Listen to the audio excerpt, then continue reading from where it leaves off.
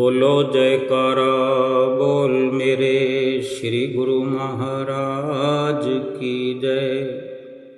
सभी गुरुमुख प्रेमियों से सप्रेम जय सच्चिदानंद। वंदो चरण सरोज गुरु मुद मंगल आगार। जहि सेवत नर होत हैं भव सागर से पार। गुरु जी के सुमिरन मात्र से नासत विघन अनंत। तासे सर्वारंभ में ध्यावत हैं सब संत। जैसे कोई वस्तु कोई भी चीज हम खोज रहे हैं, चाहे अपने घर में कुछ ढूंढते हैं। कई बार ऐसा हमारे साथ होता है कि बेशक वो वस्तु हमारी ही रखी हुई होती है, हम एक समय वो वस्तु चाहे कीमती हो बिना कीमती हो, लेकिन वक्त ज़रूरत पर उस चीज की जब हमें ज़रूरत होती है, वो चाहे 2 कौड़ी की क्यों ना हो। जैसे हम सुई की बात करते हैं, सुई की क्या कीमत है। हाथ से जो सुई को कपड़े में, भाव कहने का ये है कि सुई की ज़रूरत पड़ जाए तो सुई की जगह तो सुई काम आएगी। छोटी सी चीज़ है, छोटी सी जगह को घेरती है। हम ही ने पिछले दिनों जहाँ भी उसे रखा, लेकिन आज ढूंढ रहे हैं तो किन्हीं कारणों की वजह से नहीं मिल रही। या तो हम उसको रख कर भूल गए हैं, जहाँ हमने रखी है वहीं नहीं ढूंढ रहे हैं, कहीं दूसरी जगह ढूंढ रहे हैं, या उसको जहाँ हमने रखा है वहाँ ढूंढ रहे हैं और वहाँ से किसी ने इधर उधर कर दिया है। किसी भी कारण से हमें वो नहीं मिल रही है। अब चाहे इसके बराबरी में कोई और बड़ी चीज़ हो, तलवार की ज़रूरत हो, तलवार को भी हमने कहीं रखा हो सकता है ना मिले जब ज़रूरत हो। केवल इतना ही समझना है कि हम फिर उसको ढूंढते रहते हैं, घर में बहुत देर तक ढूंढते हैं, और जिस से पूछते हैं वो कहता मुझे तो पता नहीं, मैंने तो देखी नहीं, मैंने तो उठाई नहीं। ऐसा ही होता है ना।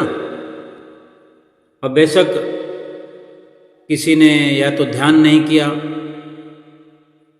लापरवाही से या तो इधर उधर हो गई, लेकिन वो वस्तु हमें नहीं मिल रही।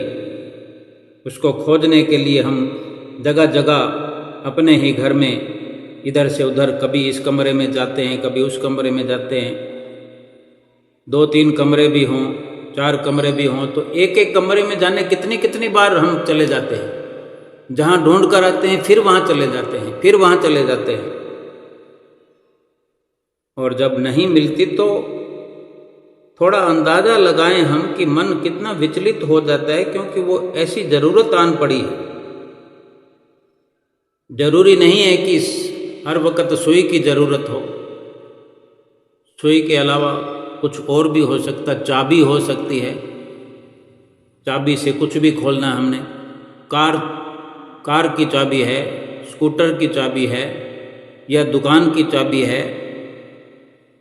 ऐसी बहुत सी वस्तुएं होती हैं जिसकी बहुत ज़्यादा परेशानी खड़ी हो जाती है, मन विचलित हो जाता है, आधार रहित हो जाता है, क्योंकि उस वक़्त उसी का सहारा है। अगर दुकान पर जाना है, चाबी की ज़रूरत है, तो चाबी नहीं मिलेगी तो घर से निकलेंगे ही कैसे।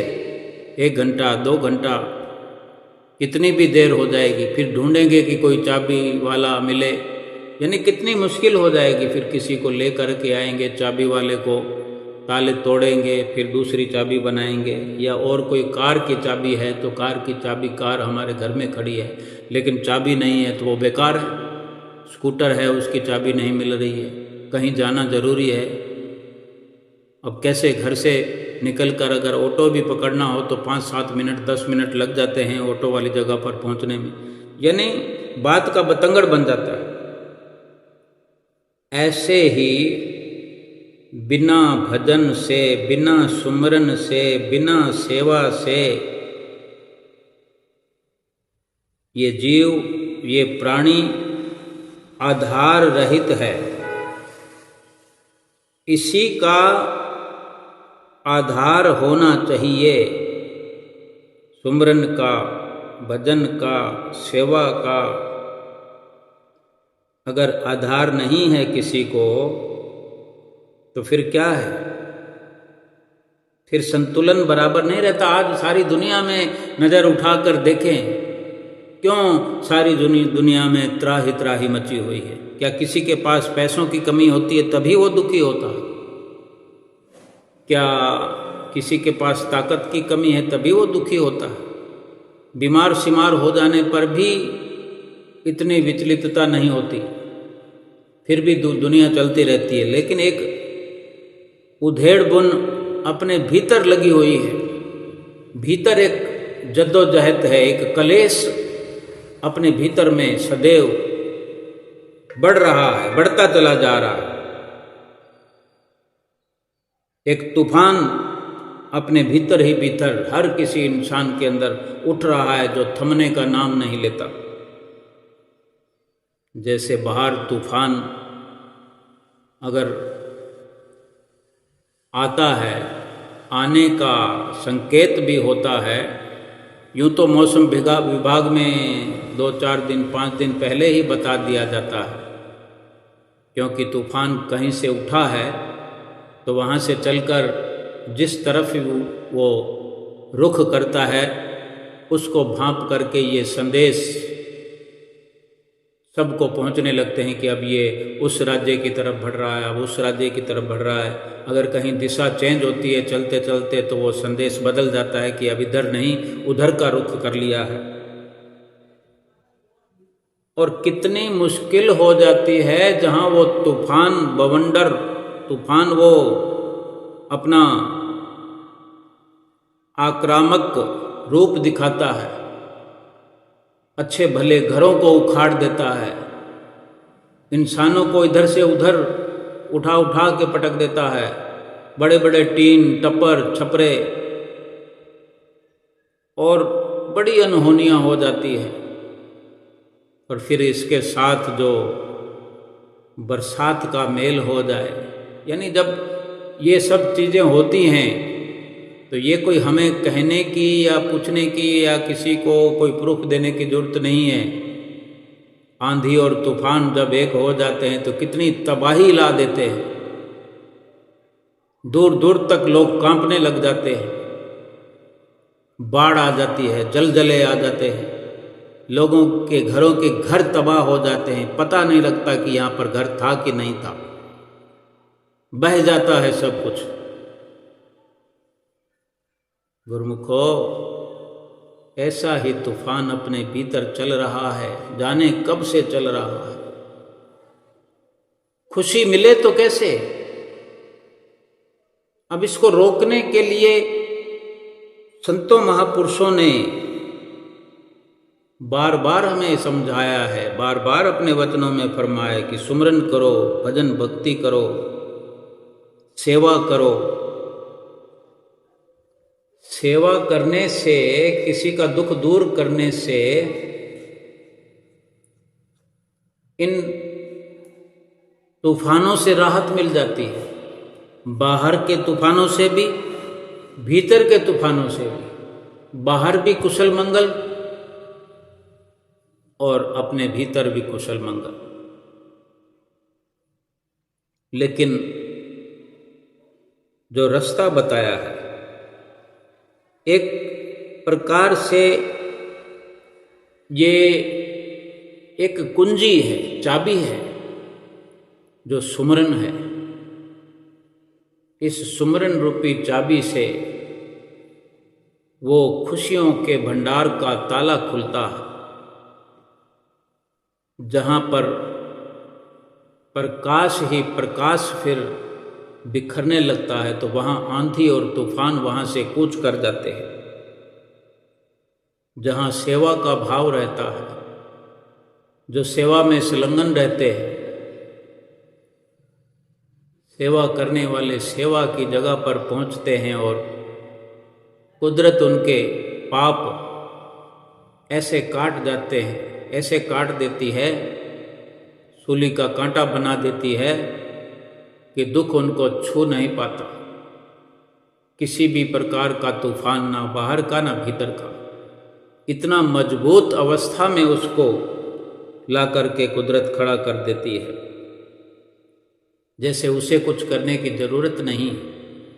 जिसने भजन कर लिया, सुमरन कर लिया, सेवा कर लिया, नित्य नेम कर लिया, भला उसको फिर एक एक दुखों से लड़ने की जरूरत क्या है।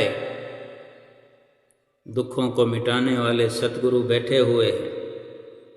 ये सुमरन आप ही, ये नाम आप ही दुखों को मिटाने के लिए, दुखों को ख़त्म करने के लिए, दुनिया के हर तूफान को शांत करने के लिए अपने आप में सक्षम है। लेकिन हम तो भूल गए हैं। हम भूल गए हैं, तभी तो सतगुरु हमें याद दिलाने के लिए इस धराधाम पर आए हैं। हमें याद करा के भेजा गया, हमको बताया गया, समझाया गया कि तुम्हें जो जन्म मिला है वो किस लिए मिला है। लेकिन हम यहाँ आकर के सब भूल गए। जैसे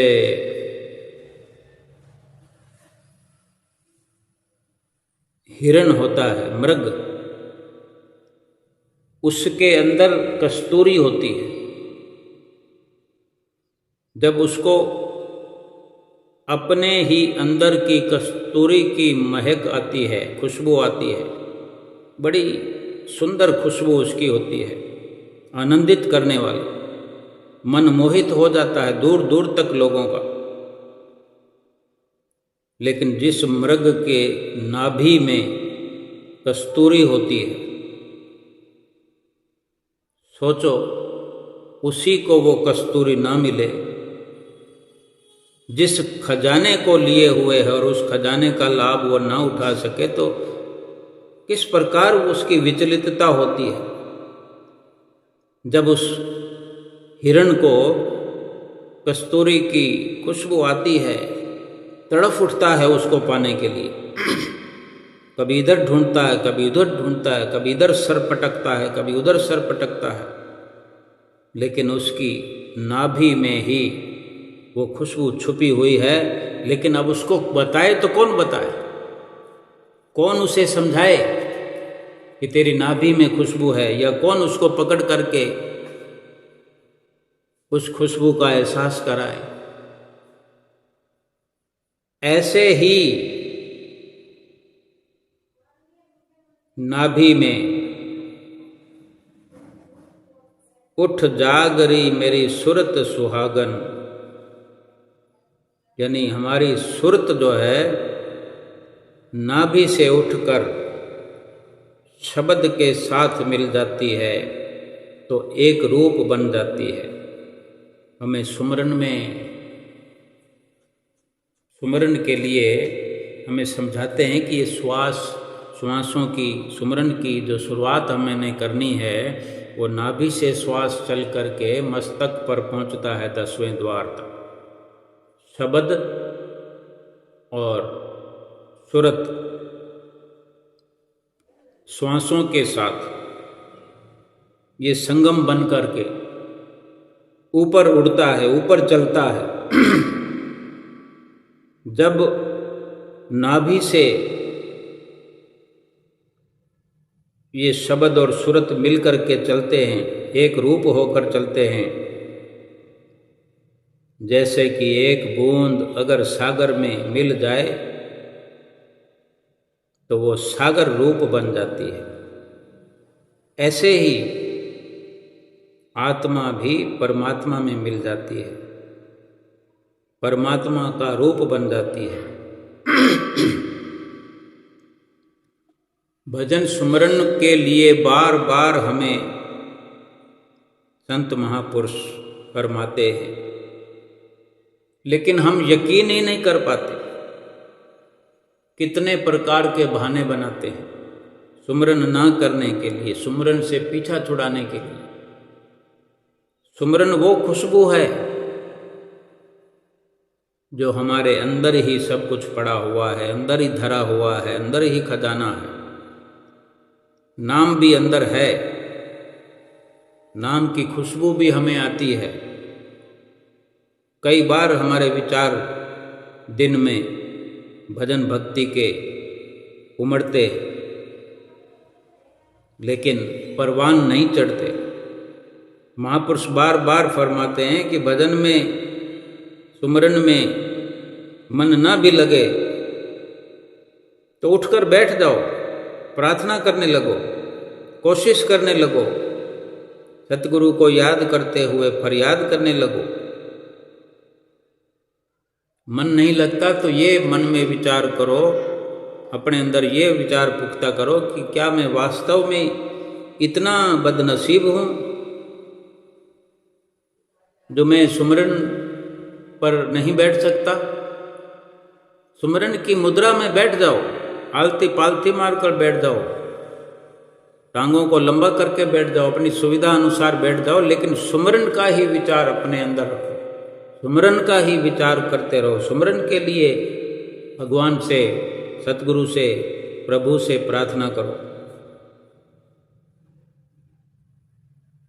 और मन भले इधर उधर भागता रहे, अपना वो कार्य करता रहे भटकाने वाला, मन को बांध तो नहीं सकते, क्योंकि मन जब तक सुमरन में लगेगा नहीं, मन को सुमरन में जब तक रस नहीं आएगा तो मन यूं ही भटकता रहेगा।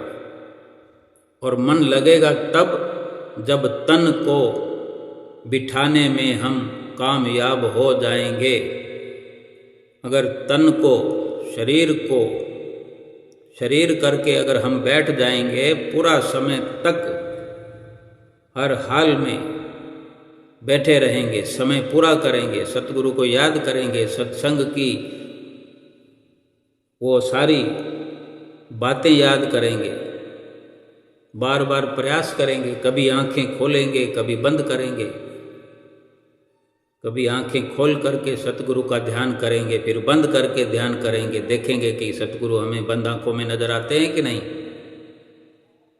भजन सुमरन करने में और क्या है, कोई तूफान थोड़ी खड़ा करना है, कोई पहाड़ को थोड़ी सिर पे उठाना है। बहुत आसान है, आसान से भी आसान है, मुश्किल तो हमने बना दिया है। मन भागता है तो भागे, मन जाता है तो जान दे, दृढ़ कर राख शरीर। मन को एकाग्र कर लो, मन को अगर नहीं रोक सकते तो शरीर को एकाग्र करके बिठाओ। शरीर को अगर पूरा ड्यूटी देने के लिए हम तैयार कर लेंगे, अभ्यास में इसको लगाए रखेंगे, तो मन शरीर को छोड़कर कब तक भागेगा। बीच बीच में भी आता रहता है, ऐसी बात नहीं है। जो 2 घंटे बैठते हैं, 1 घंटा बैठते हैं, आधा घंटा बैठते हैं, मन को अगर देखें तो बार बार भाग के जाता है। कहीं के कोई खटखट की आवाज़ आए तो मन तुरंत वहाँ चला जाता है। कोई घर में कोई दूसरा सदस्य अगर फ़ोन की घंटी पर, वो फ़ोन पर किसी से बात करता है तो मन उस सिमरन वाले के कानों को उधर लगा देता है, दिल दिमाग को उधर लगा देता है। लेकिन यही कार्रवाई हमने करनी है कि बार बार अपने मन को अपने अंदर स्थिर करना है कि भाई मैं तो बैठा ही हूँ, तुझे भी एकाग्र होना ही पड़ेगा, क्योंकि ये सब के सब साधन जो हैं उसी रास्ते पर जाने के हैं। सब एक ही विचारधारा में, एक ही दिन में नहीं हो सकते, लेकिन अगर अभ्यास जारी रहेगा तो ये एक दिन अवश्य ही यकीनन नामुमकिन को भी मुमकिन बना देता है ये अभ्यास। ये अलग बात है कि जिसमें जितनी कोई विकारों की गंदगी भरी पड़ी है, विकार भरे पड़े, जाने जन्म जन्मांतरों के काम, क्रोध, लोभ, मोह, अहंकार और इनकी कितनी गंदगी भरी पड़ी है, उसी के अनुसार धीरे धीरे सफाई भी होगी।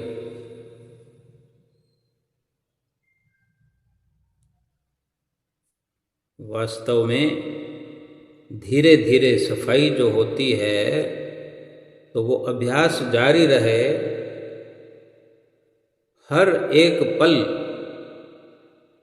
ऐसे व्यतीत करो कि ये मनुष्य जन्म मुझे क्यों मिला, मैं मनुष्य जन्म में क्यों आया। संसार के कामों को कैसे करते हैं, दिल से, लगन से। अगर टांग में दर्द हो, घुटने में दर्द हो, तो लगड़ा लगड़ा कर चलते हैं और घर के सारे काम करते हैं। अगर दुकानदारी करने वाले को, बिजनेस करने वाले को, नौकरी पर जाने वाले को अगर चाहे हाथ में दर्द हो, टांग में दर्द हो, सिर में दर्द हो रहा हो, तो पूरी मुमकिन कोशिश करते हैं कि अगर दिहाड़ी हमारी जा रही है, तनख्वाह कट जाएगी या सैलरी आज की कट जाएगी, तो पूरी कोशिश करेंगे किसी भी प्रकार से साम दाम दंड भेद अपना करके उस दिहाड़ी को जाने नहीं देते कि एक बार वहाँ पहुँच जाऊँ, हाथाजोड़ी कर लूँगा, काम नहीं होगा तो लेकिन कुर्सी पर बैठा रहूँगा, कुछ करूँगा, कुछ इधर की कुछ उधर की, ऐसे करके 8 घंटे पूरे कराऊँगा। और सुमरन की बात पे तो फट से कह देते मेरा सिर दर्द हो रहा है, मेरे टांग में दर्द हो रहा है, मैं आलती पालती मार के नहीं बैठ सकता, मैं नहीं बैठ सकती। कभी हम कह देते हमारे घर मेहमान आए हुए हैं, कभी कहते हैं बहुत ज़रूरी काम हो गया। लेकिन हम किस को क्या क्या सुना रहे हैं, ये सुमरन किस लिए कर रहे हैं, आगे जवाब देना है।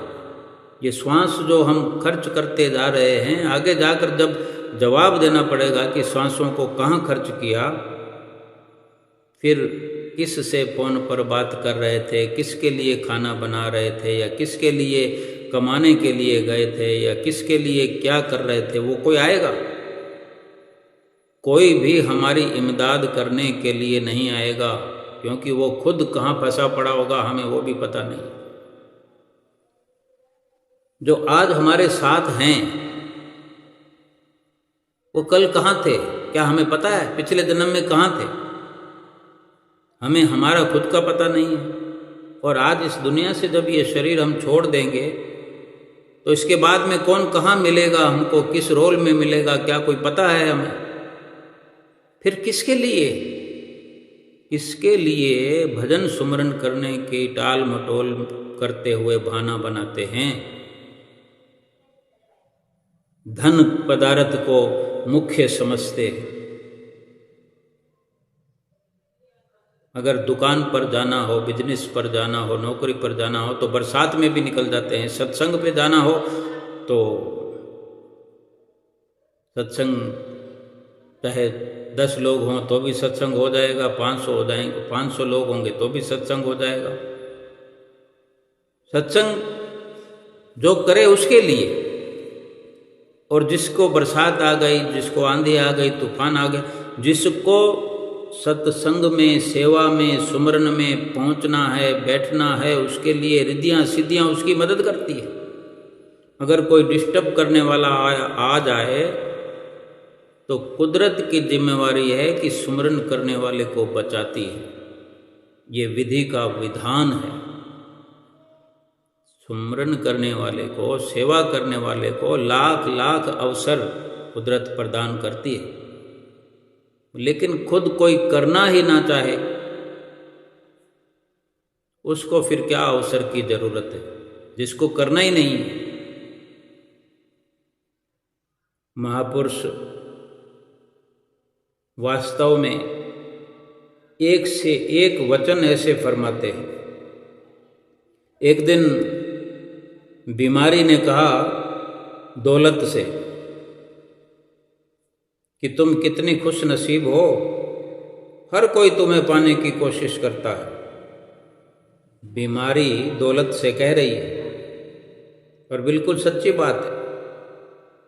चाहे हमारी खुशी के लिए ही ये दृष्टांत बना हो, 4 लाइनें बनी हो, लेकिन किसी कदरदान ने ये लिखा है तो हमें बड़ी शिक्षा मिल सकती है कि एक बीमारी दौलत से कह रही है, भाई दौलत तुम बड़ी खुश नसीब हो, हर कोई तुम्हें पाने की कोशिश में लगा हुआ है।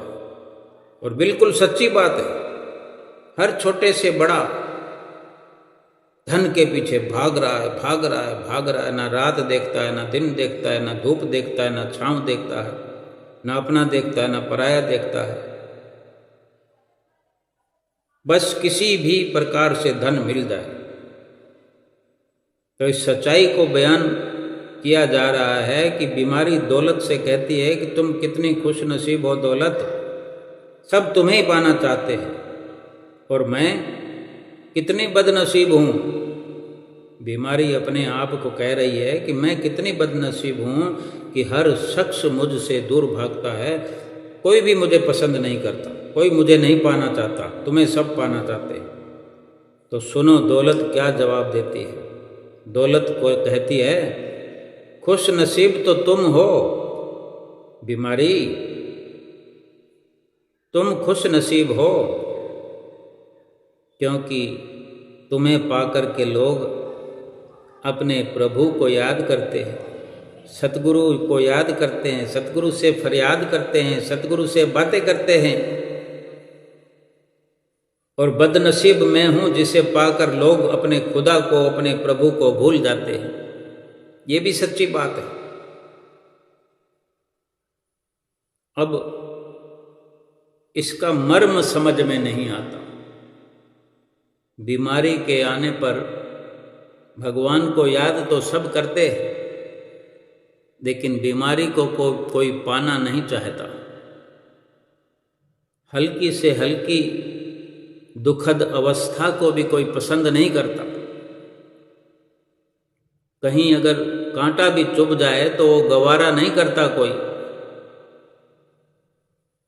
इशारा तो ये सारे दुख जितने भी आते हैं दुनिया में रहते हुए, सारे दुख कोई कर्मों के दुख हैं ये जरूरी नहीं है, सारे कोई प्रारब्ध भोग नहीं है।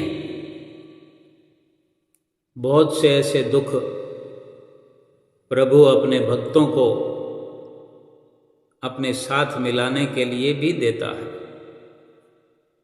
उसके पास इस प्रकार का संदेश भेजता है, क्योंकि दुखद अवस्था में तुरंत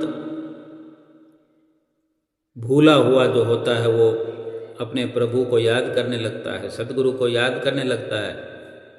हम भी देखते हो थोड़ी सी तकलीफ होती है तो हम गुरु महाराज जी को याद करते हैं, कोई गुरु महिमा शुरू कर देते हैं, कोई आरती जगा लेते हैं, जोत जगा लेते हैं, जी करे ना करे सुमरन पर बैठ जाते हैं। लेकिन जो नित्य प्रति का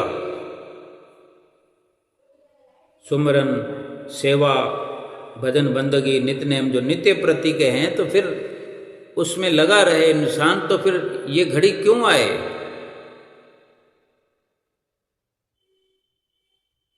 जैसे वो महापुरुषों के वचन भी हैं कि दुख में सुमरन सब करे, सुख में करे न कोय, जो सुख में सुमरन करे तो दुख काहे को होए। अगर ये बात समझ में आ जाए तो फिर दुख क्यों हो।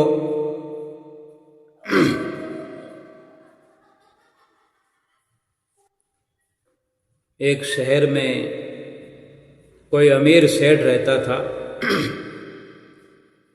उसकी अनेक फैक्ट्रियां थी, अनेकों फैक्ट्रियों का मालिक था।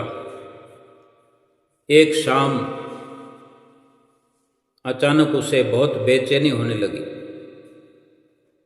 रात होने वाली थी, तो जहां नींद आनी चाहिए नींद की बजाय उसे बेचैनी होने लगी। तो डॉक्टर को बुलाया गया। कोई कमी तो होती नहीं। अब कोई धनवान इंसान हो, मालदार इंसान हो, तो एक फोन घुमाने की देर होती है कि डॉक्टरों की लाइन लग जाती है।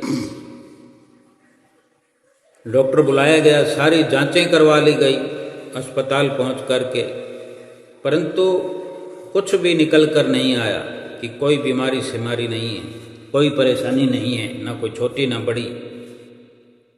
लेकिन उसकी बेचैनी बढ़ रही है। डॉक्टर को भी कुछ समझ में नहीं आ रहा और ना ही उस सेठ को समझ में आ रहा है कि जब कुछ है नहीं तो फिर क्या हो रहा है। ये रात बढ़ रही है, अब सब कुछ ये हो गया तो अब रात को हर इंसान समझता है कि नींद तो करनी ही करनी है। नींद इसलिए करना चाहता है कि सुबह उसको उठ करके काम धंधे पर लगना, इसलिए नहीं कि कोई सोना चाहता हो भाई सुबह कोई भजन कीर्तन में लगना है कि सत्संग में लगना है कि कोई भक्ति करनी है। काम तो केवल हर किसी को बिजनेस का ही है, दुकानदारी का है। अब किसी को अगर नींद नहीं आती तो नींद की गोलियां खाते हैं।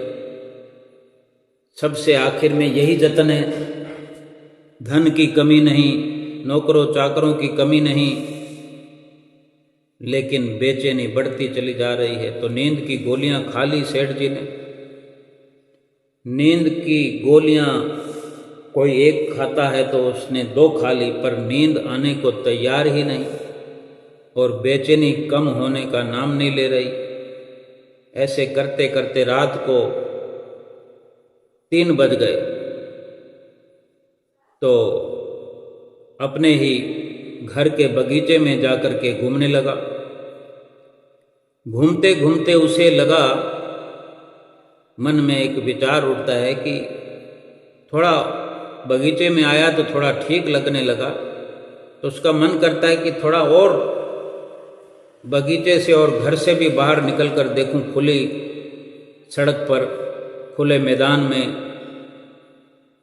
तो ऐसा विचार आया तो निकल पड़ा बाहर सड़क पर, पैदल ही निकल पड़ा। जिसके एक इशारे पर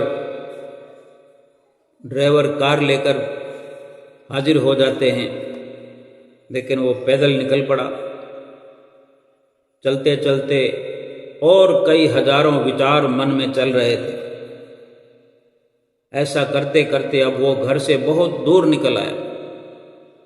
जैसे कोई 5-7 किलोमीटर निकल आया, तो जो पैदल निकलता ना हो उसके लिए 5-7 किलोमीटर भी बहुत होता है। अब थकान हो गई उसको 5-7 किलोमीटर चलते चलते। इधर तो बेचैनी थी, अब थकान भी हो गई। बेचैनी कम जरूर हुई लेकिन थकान हो गई। तो एक चबूतरे पर जाकर के बैठ गया तो थोड़ी सी शांति मिली, क्योंकि जैसे जैसे वो अपने घर से दूर निकलता गया बेचैनी कम होती गई। थकान की वजह से चबूतरे पर बैठ गया तो थोड़ी शांति मिली, थोड़ी थकान कम हुई। आराम से बैठा था। अब कुदरत का करिश्मा, कितने में कोई एक कुत्ता आया और कुत्ता आकर उसकी एक चप्पल उठा कर ले गया। अब चबूतरे पर वो आराम से बैठा था, चप्पल नीचे खोल दी थी, एक चप्पल कुत्ता उठा कर ले गया। अब इतना बड़ा सेठ है, वो चाहता तो बैठा बैठा देखता रहता, लेकिन ये मन है या फिर कुदरत की विडंबना कहें कि ये भगवान की कोई लीला थी। कैसे क्या अवसर खुलता है कौन जानता है। वो सेठ जो था चबूतरे से नीचे उतरकर दूसरी चप्पल जो पड़ी थी उसने हाथ में ले ली और कुत्ते के पीछे पीछे भागने लगा। कुत्ता आगे और सेठ पीछे। कुत्ता भागकर वहां पास में ही बनी हुई झुकी झोपड़ियों में कहीं घुस गया। अब सेठ भी उसके पीछे पीछे था। जब कुत्ते ने देखा कि सेठ पीछा नहीं छोड़ रहा है तो सेठ को अपने नजदीक आता देख कुत्ते ने चप्पल वहीं छोड़ दी और भाग गया। अब क्या सेठ उसके पीछे भागता थोड़ी रहेगा, चप्पल छोड़ दी कुत्ते ने। अब सेठ ने राहत की सांस ली और दोनों चप्पल पाँव में पहन ली। चप्पल पहन ही रहा था कि इतने में उसे वहीं पर किसी के रोने की आवाज़ सुनाई दी। झुग्गी झोपड़ियों से ही कोई आवाज़ आ रही थी। तो वहीं जहाँ से जिस झोपड़ी से आवाज़ आ रही थी वो पास में करीब जा कर के देखा, झोपड़ी का कोई थोड़ा सा फटा हुआ मोरा था, देखने के लिए काफ़ी था। तो उसने झांक कर देखा तो वहाँ एक औरत जो है फटे हालत में मैली सी चादर पर सर पटक कर रो रही थी। चादर बिछी हुई है और साथ में ये भी बोलती जा रही है, रोती जा रही है कि भगवान मेरी मदद कर, और रो रही है। अब सेठ के मन में फिर एक विचार आया कि भाई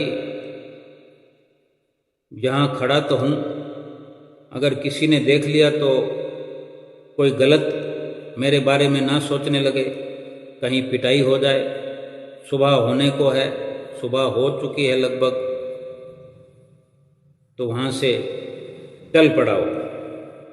फिर थोड़ा सा आगे गया 4 कदम, तो फिर एक ख्याल आया कि आखिर वो औरत क्यों रो रही थी, उसको क्या तकलीफ थी। और मैं तो चला आया, कम से कम उससे पूछता तो सही, ये क्या किया मैंने। और इस प्रकार उसने दिल की आवाज़ को सुना और फिर वापस लौट करके उसी झोंपड़े का दरवाज़ा खटखटा दिया। उस औरत ने दरवाज़ा खोला और सेठ को इस प्रकार देखकर, सुबह सवेरे अमृत वेला था, अभी रात पूरी समाप्त नहीं हुई थी। सेठ को देखकर घबरा गई। सेठ ने हाथ जोड़कर कहा, तुम घबराओ मत, मुझे तो बस इतना जानना है कि तुम रो क्यों रही हो इस वक्त, अमृत वेला है। तो औरत की आंखों से फिर आंसू टपकने लगे और उसने पास ही गुदड़ी में लिपटी हुई एक 7-8 साल की बच्ची की ओर इशारा किया और रोते रोते कहने लगी कि मेरी ये बच्ची बहुत बीमार है और इसके इलाज में बहुत खर्च आएगा, और मैं तो घर घर जाकर झाड़ू पोछा करके जैसे तैसे परिवार का पेट पालती हूँ, मैं कैसे इलाज कराऊँ इसका। तो सेठ कहता है, तो भाई किसी से मांग लो। तो वो औरत बोली, मैंने सबसे मांग कर देख लिया है, खर्चा इतना है कि मेरा पूरा हो नहीं सकता। भाई कोई 100-50 की बात हो, 200-400 की बात हो तो शायद बात बन जाए, लेकिन खर्चा इतना है कि कोई देने को तैयार नहीं। तो सेठ कहता है कि रात को इस प्रकार रोने से क्या मिल जाएगा बीमारी का पैसा तुम्हें।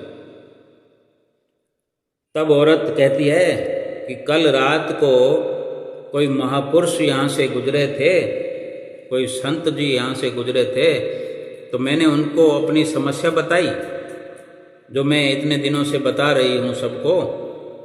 तो कोई मेरी मदद तो नहीं करता, लेकिन वो संत गुजरे तो उनसे भी मैंने अपनी समस्या बताई। तो उन्होंने कहा, बेटा तुम ना सुबह 4 बजे उठकर अपने ईश्वर से मांग करना, बोरी बिछाकर चादर बिछाकर बैठ जाओ और रो करके गिड़गिड़ा के उससे मदद मांगो। वो ईश्वर सबकी सुनता है, तुम्हारी भी सुनेगा। अब मेरे पास इसके अलावा और कोई चारा नहीं था, इसलिए मैं उससे मांग रही थी और रो रही थी। और इतना कहकर वो और भी पहले से जोर जोर से रोने लगी। ये सब सुनकर उस सेठ का दिल पिघल गया और उसने तुरंत फ़ोन किया और एम्बुलेंस को बुलवाया। सेठ के लिए क्या मुश्किल थी, उस लड़की को एम्बुलेंस में डालकर अस्पताल ले गए और उसका चेकअप हुआ। डॉक्टर ने कहा 1.5 लाख का खर्चा है। तो सेठ जी ने कहा, कोई चिंता करने की ज़रूरत नहीं है, ये खर्चा मैं उठाऊंगा। और खर्चा उठा लिया। इलाज करा दिया, लड़की भली चंगी हो गई। और फिर यहीं पर नहीं रुका ये सिलसिला, उस औरत को अपने यहाँ नौकरी देकर अपनी फैक्ट्री में और अपने बंगले के सर्वेंट क्वार्टर में जगह दे दी और उस लड़की की पढ़ाई का जिम्मा भी ले लिया। सेठ भगवान को मानने वाला था, लेकिन अपने नजरिए से, अपने मन मर्जी से, अपने ढंग से पूरा आस्तिक नहीं था। कर्म प्रधान तो था, कर्म में विश्वास रखता था, लेकिन आस्तिक नहीं था, नास्तिक था। भाई कोई नित्य नेम हो या कोई नाम लिया हो या रोज मंदिर द्वारे जाता हो, पूजा पाठ करता हो, ऐसा नहीं था। लेकिन जैसा भी था, इतना सब करने के बाद अब उसके मन में सैकड़ों विचार चल रहे हैं। उसको ये भी विचार आया कि मुझे जो बेचैनी थी, उस बेचैनी के कारण मैं कहाँ से कहाँ आ गया हूँ। लेकिन जब उसने अपने ही इस कहानी का वो पन्ना पढ़ा कि मेरी बेचैनी कब मुझसे दूर चली गई, तो उसको यही समझ में आया कि जब मैंने उस औरत के आंसू पूछने का प्रयास किया, उसका दुख पूछा और उसके दुख का जिम्मा उठाया, उसी वक़्त से उसकी बेचैनी खत्म हो गई और आगे से आगे बढ़ता रहा और सेवा के अंदर इतना प्रवीण हो गया कि उन माँ बेटी को अपने घर तक लेके आ गया। और उस वक़्त जाने कितनी खुशी उसे हुई, वो महसूस कर रहा था। उसकी बेचैनी तो उसी वक्त खत्म हो गई जब एम्बुलेंस को बुलाया, जब उसका पहला ये कदम उठा सेवा के लिए। अब वो ये सोच रहा था कि आखिर कौन सी ताकत है जो मुझे यहाँ तक खींच करके लाई। क्या यही ईश्वर है?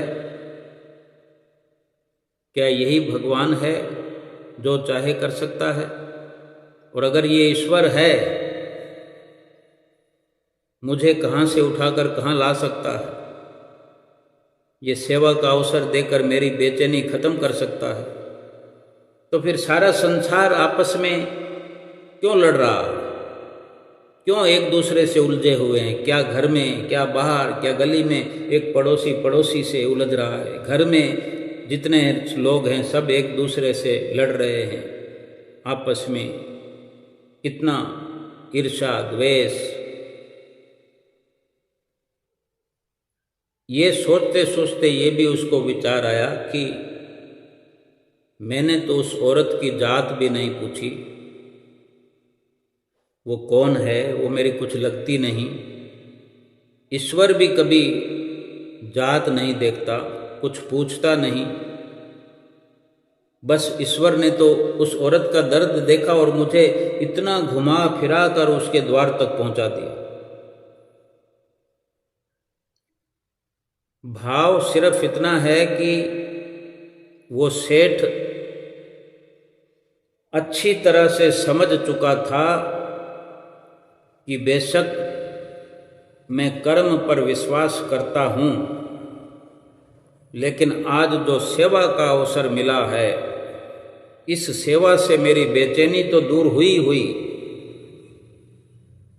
मेरा दिल खुशहाल हो गया, मेरी आत्मा माला माल हो गई। मिला तो कुछ भी नहीं उसे,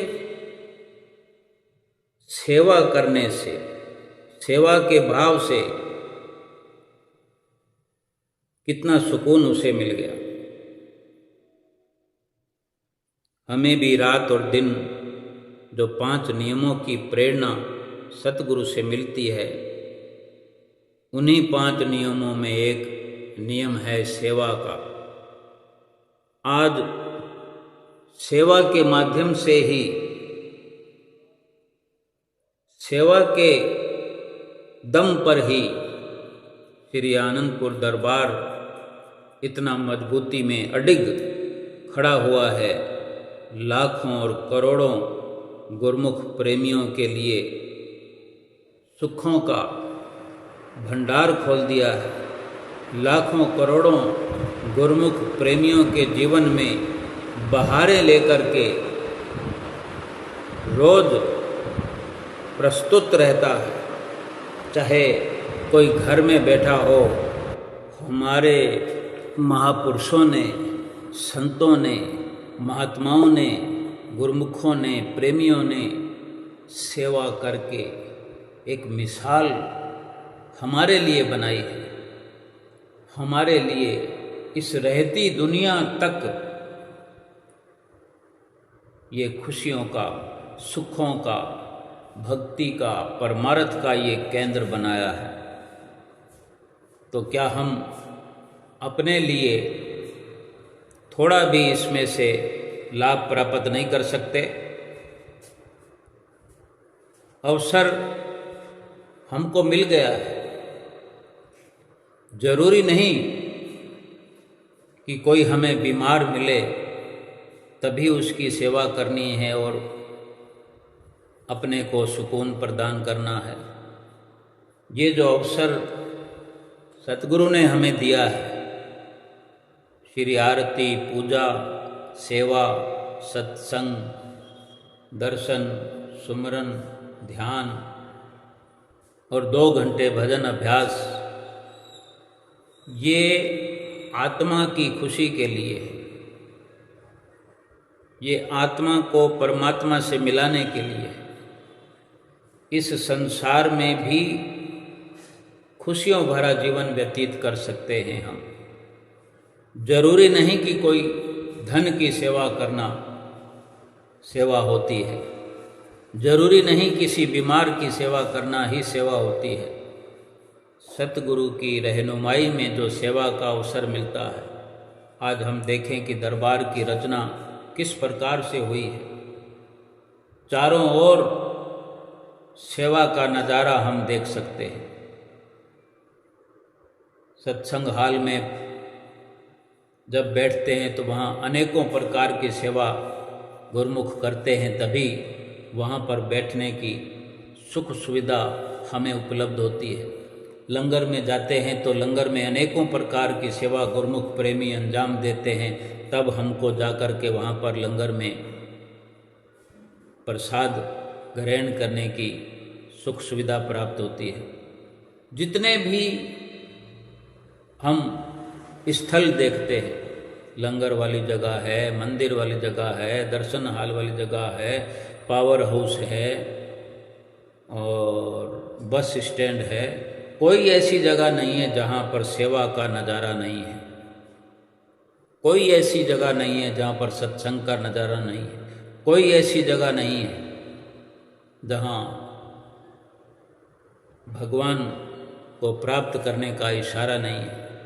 कण कण में, हर गली, हर मोड़ पर हमें एक संदेश प्राप्त होता रहता है कि हम किस लिए मनुष्य जीवन में आए।